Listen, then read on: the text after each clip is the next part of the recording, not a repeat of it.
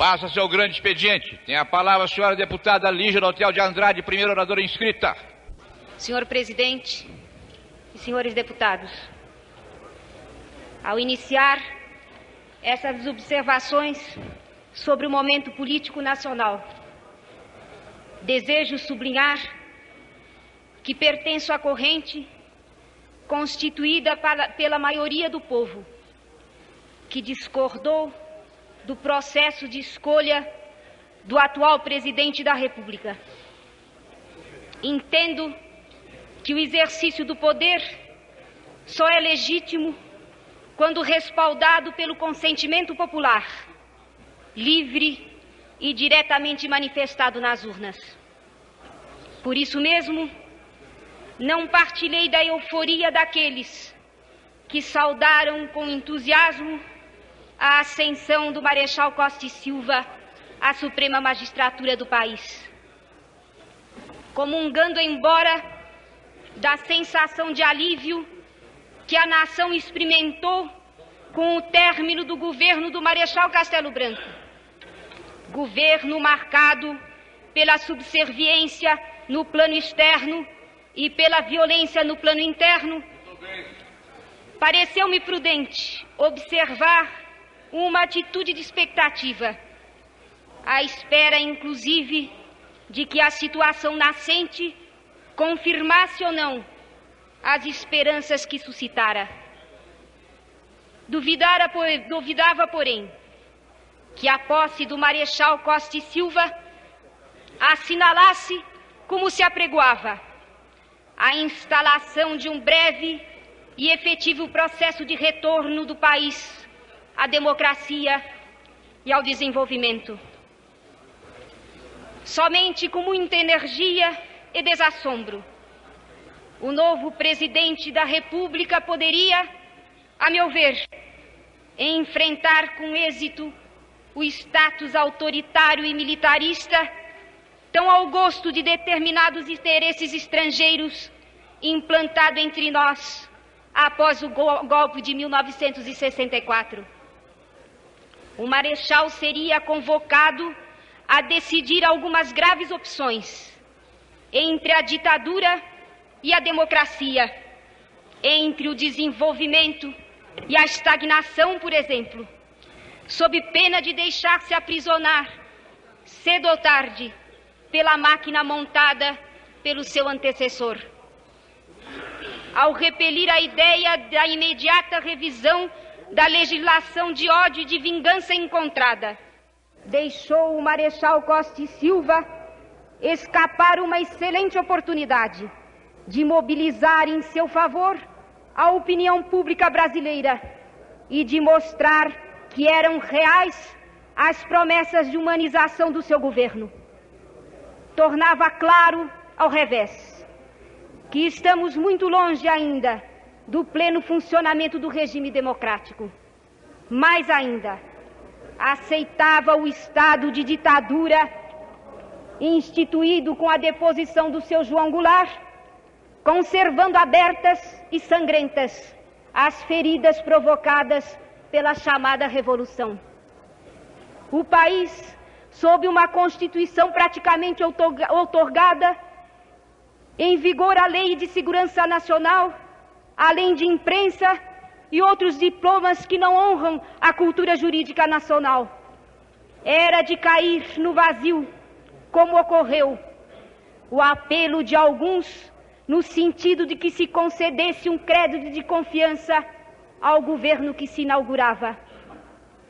Registre-se que o novo presidente da República parece pessoalmente inclinado à moderação no que respeita ao uso das leis de arroxo. Mas isto só não basta. Não pode haver democracia num país onde o respeito aos direitos individuais depende da boa ou da má vontade de um homem. Resultado é que, apesar das intenções atribuídas ao Marechal Costa e Silva, a nação vive ainda sob o clima de insegurança. Mais de 3 anos decorridos do golpe e sob o caviloso argumento de que a revolução continua, ainda se arrastam em tribunais de exceção, torpes e mesquinhos, os IPMs e outros processos de vindita. Ainda se prende sem culpa formada, ainda se nega o direito sagrado de defesa, ainda se pretende estejam em vigor os atos institucionais. De outro lado, continuam se esvaindo as riquezas nacionais e os melhores frutos do trabalho do povo, carreados para os cofres do imperialismo, aqui instalado mais solidamente após os acontecimentos de 1964.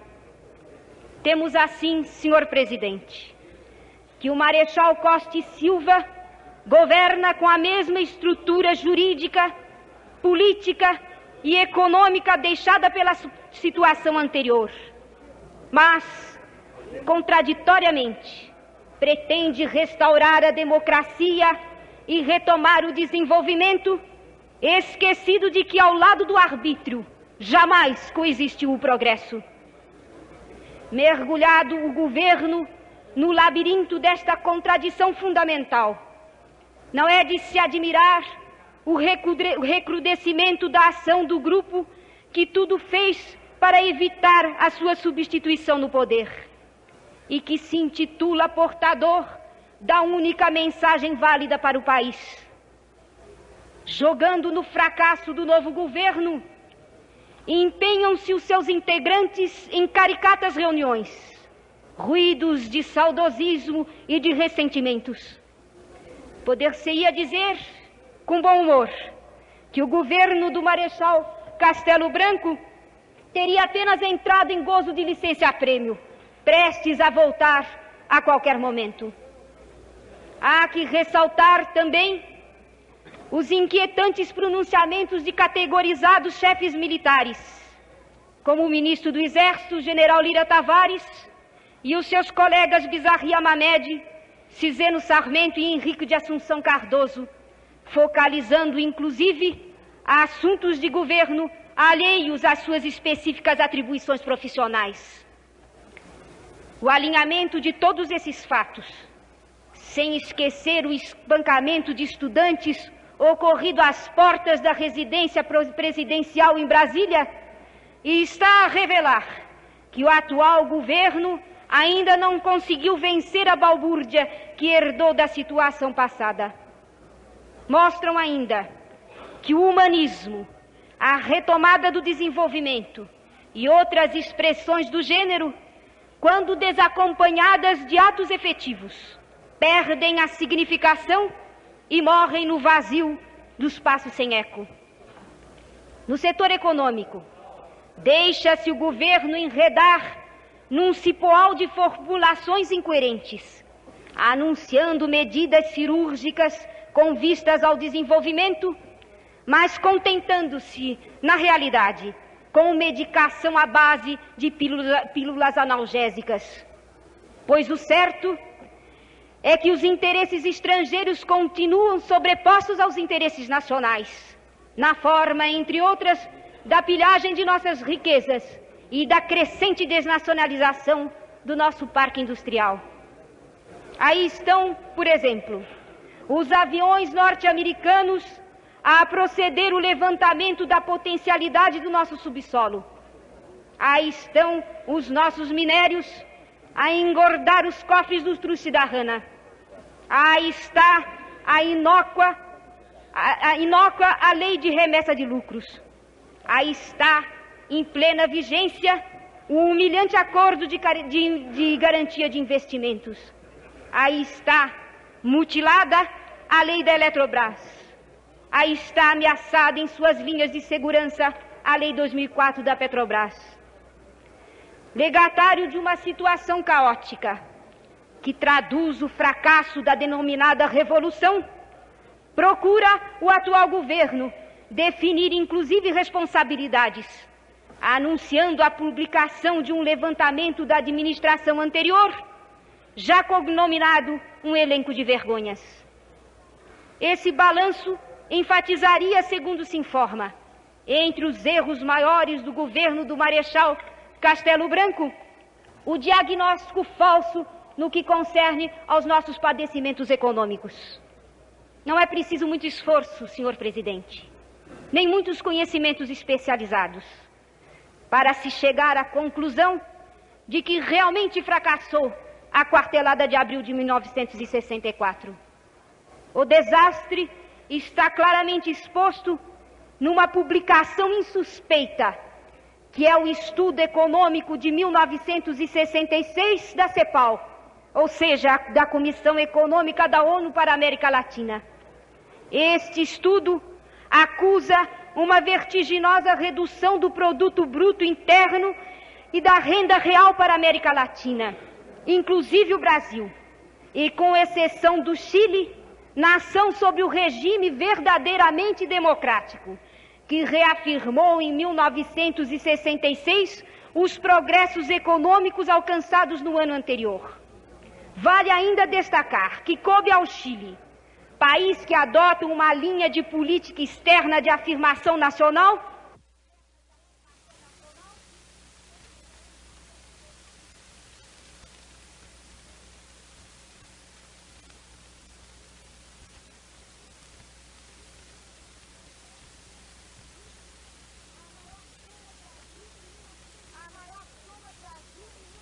a maior soma de ajuda em 1966, percentualmente, do Banco Interamericano de Desenvolvimento. É irrefutável que somente prejuízos, humilhações e vergonhas internacionais acarretou ao Brasil a filosofia do governo passado, segundo a qual é mais importante a segurança do que o desenvolvimento nacional. Esta afirmação já constitui hoje um truísmo, negado apenas pelos que se banquetearam na administração anterior, à custa da desgraça do povo e do aviltamento da nação. Ainda agora, reunidos em Aparecida do Norte, os bispos do Brasil chegam também à conclusão de que, à luz da encíclica Populorium Progressio, o melhor caminho para o país é buscar, a qualquer preço, a sua definitiva emancipação econômica. Senhor presidente, senhores deputados, a nenhum brasileiro é permitido desconhecer, por qualquer motivo, a terrível situação a que o país foi lançado. Diante dela, se autoesgotam todos os argumentos, principalmente os de natureza política, porque não oferecem saída válida para o impasse entre o sentimento de afirmação nacional com liberdade, sentimento que palpita na alma do povo, e uma política de governo de alienação no âmbito externo e de